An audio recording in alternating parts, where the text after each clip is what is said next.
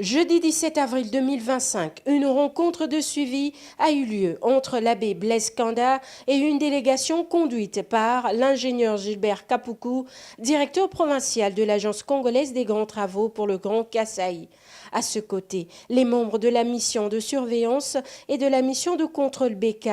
L'objectif de la rencontre était de mobiliser la communauté pour garantir la transparence et la rigueur dans l'exécution des travaux de réhabilitation de la route Mbujimayi-Mweneditu, ainsi que dans le cadre d'une série d'actions de terrain entreprises par le directeur Kapoukou dans le but d'assurer un suivi rapproché de ce chantier stratégique.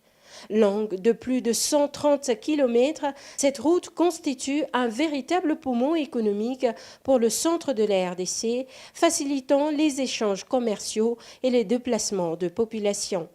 À son arrivée, la délégation a été chaleureusement accueillie par l'abbé Blaise Kanda, qui n'a pas manqué de souligner les attentes fortes de la population. Toutefois, l'abbé Kanda a aussi partagé ses inquiétudes relatives au ralentissement de travaux par endroits, défis logistiques et besoins urgents de certains segments de la route. Face à ces préoccupations, l'ingénieur Kapoukou a fait preuve d'écoute et de transparence.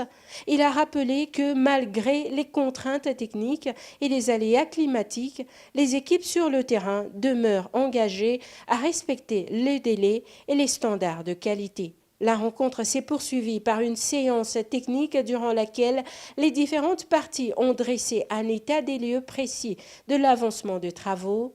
Plusieurs points d'amélioration ont été identifiés et des solutions concrètes proposées pour accélérer le rythme. En marge de la réunion, le directeur provincial a réaffirmé l'engagement de l'Agence congolaise des grands travaux en étroite collaboration avec les leaders locaux et la population bénéficiaire. À Mbujimayi comme à Mweneditu, les attentes sont grandes, mais la dynamique enclenchée rassure.